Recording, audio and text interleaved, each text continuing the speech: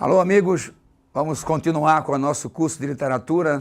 Hoje vamos focar na literatura do período romântico, né? O romantismo, esse movimento popular, a gente pode dizer isso. É bom que você, quando for estudar o romantismo, você ponha isso na cabeça, quer dizer, o romantismo, um movimento chamado de romântico, deve ser sempre visto como um movimento popular, quer dizer, literatura romântica é literatura de cunho popular.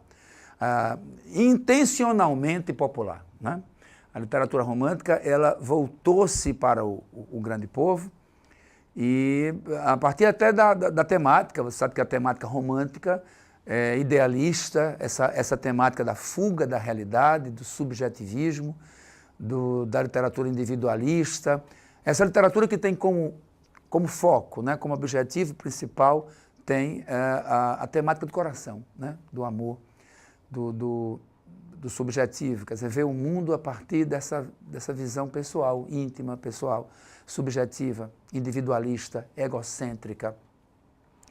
Entendeu? O escritor romântico, ele é aquele que se volta para dentro de si e que expõe esse mundo, né, interior. Tá certo? Então, essa viagem pelo universo sentimental do poeta, do romancista, essa visão íntima, pessoal, essa subjetividade, portanto, que faz com que o texto divague, fuja da realidade. Então, essa é a literatura que embala as grandes populações, quer dizer, o público, de um modo geral, se sensibiliza, se emociona. Então, é uma literatura de penetração muito grande, né, muito popular. Ao contrário da literatura a que o romantismo se opôs, que é a literatura clássica, quer dizer, a literatura, cronologicamente falando, o romantismo se opôs ao neoclássico, né, o que aqui no Brasil chamou-se de arcadismo. O neoclássico, que é a literatura que se baseou, que se influenciou, que se encaminhou pelos caminhos do classicismo, né? Influenciado pela mitologia grega, pela formalidade da língua. Então, a gente pode dizer que, grosso modo, existem dois pilares, dois caminhos a serem seguidos pela literatura: o da razão e o da emoção, né?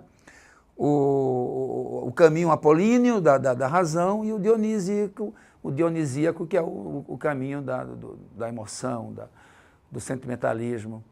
Então, esses dois blocos, a gente pode ver que anterior ao romantismo, a gente teve o arcadismo no Brasil, né, o neoclássico, de linha apolínea, de razão, a literatura pensada, raciocinada, e agora o romantismo você raciocina o contrário, quer dizer, a literatura dionisíaca, da emoção, da sensibilidade, do subjetivismo, onde o amor vai ser a temática principal, né? E esse romantismo, evidentemente, tem toda uma facilidade, tem uma tendência de se comunicar com um grande público, de se popularizar. Então, é isso que eu quero que você entenda, que a literatura romântica, ela foi justamente a literatura que atingiu as grandes massas. Então, vamos pensar em romantismo como sendo sinônimo de literatura popular, né?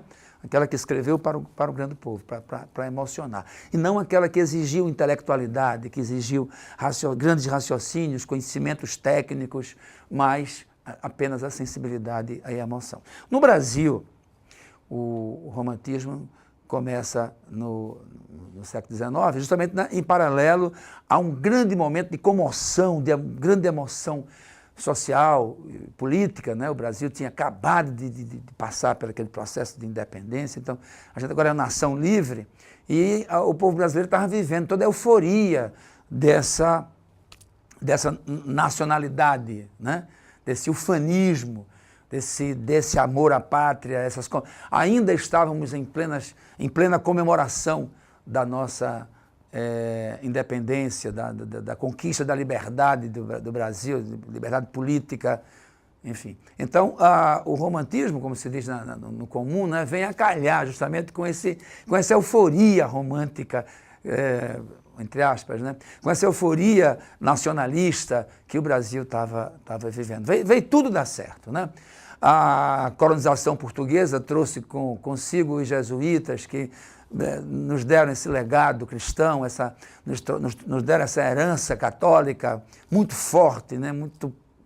Muito profunda no Brasil, e o romantismo também traz no seu bojo toda essa veia religiosa, né?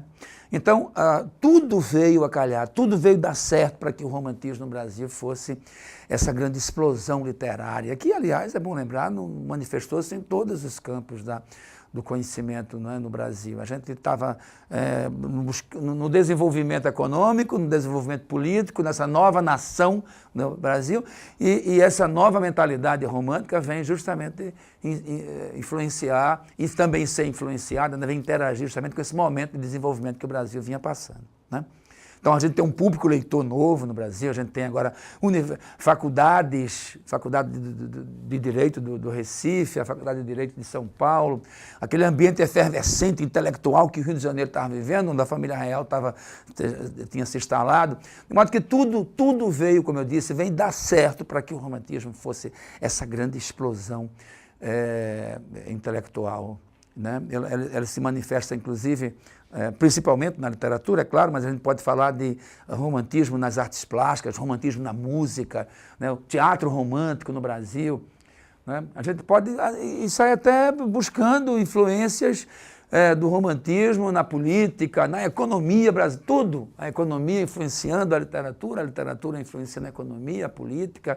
Então, todos os setores sociais, intelectuais, morais, religiosos, todos estão agora engajados, né, e compartilhando uma só emoção, um só sentimento, uma só ideia, um só país, uma só nação.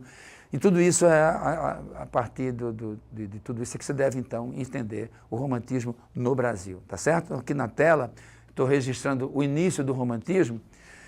No Brasil, né, o romantismo teve início com a publicação do livro Suspiros Poéticos e Saudades, Suspiros Poéticos e Saudades, de Gonçalves de Magalhães, tá certo? Esse livro chega, a publicação dele, a primeira publicação dele, quer dizer, o primeiro momento dele foi lá em Paris, quando ele foi concebido, e foi as primeiras publicações, os primeiros registros desse livro foi lá em Paris, mas no mesmo ano ele está aqui no Brasil para marcar para a gente o início desse romantismo, né? 1836. O Gonçalves de Magalhães deixa para a gente essa marca do romantismo no Brasil. O contexto histórico que você já deve estar percebendo, né? A chegada da imprensa no Brasil, a abolição da escravatura, as lutas, pelo menos, né? A abolição mesmo só vai dar no realismo, mas a gente vai começar, a partir daí, os primeiros momentos, vamos começar com os primeiros momentos de luta em favor dessa abolição, tá certo? Eu estou citando aí somente dois momentos importantes, significativos, mas que é bom que você entenda que houve outros momentos mais importantes, né? O Primeiro Império, a gente teve aquela fase inicial, depois vem a crise do Primeiro Império. O romantismo assistiu a tudo isso. O romantismo, efetivamente falando, ele vai do início do Primeiro Império até o final do Segundo Império. Ele é muito longo e, por essa razão, a gente tem um costume de dividi-lo em fases, tá certo? O que veremos agora, você vê, o romantismo tem como característica principal esse predomínio da emoção. Ele nasce da emoção, tudo a partir da emoção, do sentimento, do subjetivo, do sujeito, né? Do pessoal. Havia um público consumidor agora interessado em saber o que é que se passava dentro do universo sentimental, emotivo, dentro dessa existência interior de cada um de nós. Então, eu estou querendo saber o que é que o poeta sente. A dor, a desilusão, o amor, o sofrimento, a alegria. O que é que se passa pela cabeça desse escritor, desse poeta, não é? E a maneira como ele vê o mundo a partir dessa sua realidade sentimental. É isso que interessa agora, é isso que é a literatura romântica, e esse público consumidor, a gente não pode esquecer dele, esse novo público que não existia no arcadismo, a gente não tinha esse público consumidor no arcadismo, né? Esse público, esse povo, esse grande povo agora consumidor. Os novos estudantes universitários, São Paulo, Recife, Rio de Janeiro, a gente não tinha esse público tão consumista de literatura como a gente tem agora. Então o romantismo também vai ser vai ser beneficiado, não é? com essa nova população brasileira, agora livre da ditadura da colônia portuguesa.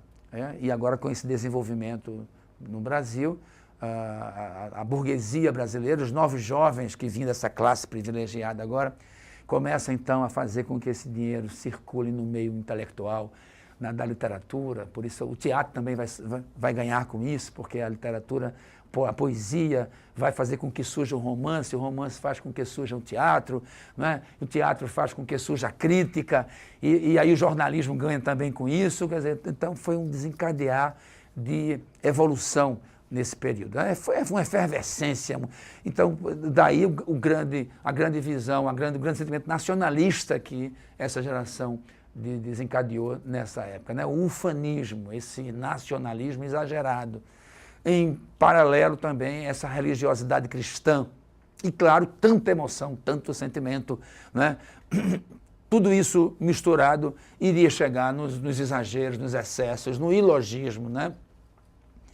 Nessa coisa da idealização. Romântico é, sobretudo, um idealista, então idealizou a pátria, idealizou a mulher amada, idealizou o amor platônico, idealizou a liberdade, idealizou tudo, natureza idealizada, tudo. Inclusive, seria um sinônimo interessante para se dar para o romantismo, né?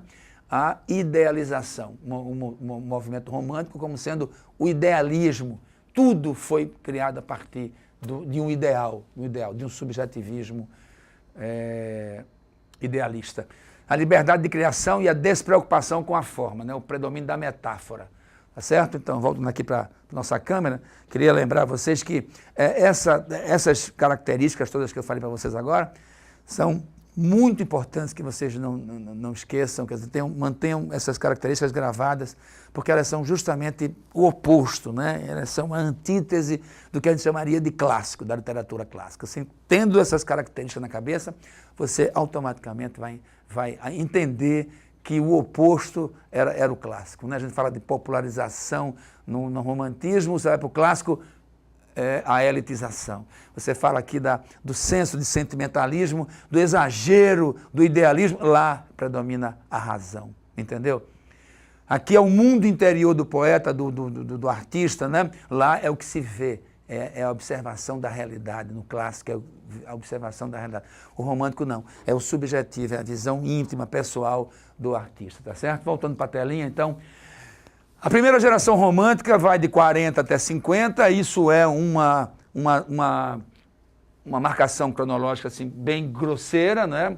Só para poder falar de números redondos. Então, esses 10 primeiros anos aí, predominou uma literatura indianista, né, voltada para o elemento nacional que era o índio, como fruto, inclusive, desse nacionalismo também, né? Dessa exaltação da pátria, e o índio agora vai ser para a gente o elemento nacional que vai representar a nossa nação, nossa pátria. Por isso que a literatura começa a valorizar esse novo elemento, né? Que é o índio, esse novo personagem que vai se inserir na poesia e também no romance brasileiro. A temática era o índio, né? A pátria. O índio e a pátria aí se confundem, se misturam, já que os dois estão intimamente ligados. Destacou-se nesse período Gonçalves Dias, principalmente o Gonçalves Dias, hein? Por favor, primeira geração, tivemos o Gonçalves de Magalhães, o Araújo de Porto Alegre, mas o Gonçalves Dias, o poeta maranhense Gonçalves Dias, vai ser o mais importante poeta dessa geração. E você vai perceber o Nordeste agora mais uma vez aparecendo em destaque, né? Gonçalves Dias, maranhense. Você já viu anteriormente comigo que o Barroco também tem o seu cenário aqui em Recife, tem também na Bahia, Salvador. Então, depois é que vai descer para Minas Gerais durante o Barroco, né? E aí em Minas Gerais fica para o arcadismo, né? Depois o romantismo vai para o Rio de Janeiro, ele vai se encaminhando, vai andando por dentro do Brasil, né? Cortando esses limites, dependendo, seguindo a economia, seguindo onde a economia está mais consistente, mais forte, etc. Então é isso aí. O Gonçalves Dias vai ser para a gente o grande poeta dessa geração. O Nordeste volta agora, como se estivesse começando, né, lá no Barroco, agora começando pelo romantismo, de novo pelo Nordeste. E vem uma segunda geração romântica, que já começa a trazer características, marcas e traços diferentes. Exagero da primeira geração, muito ilogismo, muita idealização, muita liberdade criadora. Segunda geração, tudo muito, tudo demais, né? Geração tão exagerada que chamou-se mal do século, como referência à doença da tuberculose, o mal da tuberculose que assolou nossa população e atingiu, claro, nossos poetas também. Mas também o individualismo, o ultrarromantismo, a literatura ultrarromântica. Veja, esse ultra, né, está ligado ao excesso, ao exagero.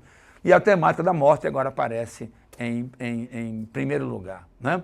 A gente vai trocar agora o índio, que estava em evidência na primeira geração, agora pela morte, que vai ser o tema principal. Álvares de Azevedo, poeta paulista, vai ser para a gente o primeiro grande, o maior dessa geração. Não é muito jovem, mas o mais importante dessa geração. O poeta da dúvida, tinha obsessão pela morte, olha aí a morte, é o tema principal. Recebeu a influência do Lord Byron, Shakespeare, mas Byron, sobretudo, por isso chamado de poeta byroniano. Oscila entre a realidade e a fantasia. O livro dele importante, Noite na Taberna, e também Lira dos 20 anos, tá certo? Então é isso, amigos. Vamos continuar nosso estudo do romantismo na próxima aula, falando da terceira geração romântica, mas não se esqueçam, a primeira e segunda marcaram um momento muito importante na capital do Brasil, né? Rio de Janeiro. A colônia agora vira uma nação e o Rio de Janeiro vai ser o centro, vai ser o foco. Depois São Paulo também, por causa da Faculdade de Direito de São Paulo, vai ser também outro grande núcleo intelectual. Os estudantes de São Paulo vão levantar esse grupo agora, segunda geração, segundo momento do romantismo, tá certo? Depois a gente volta para a terceira geração, já na nossa próxima aula, tá certo? Muito obrigado e até mais.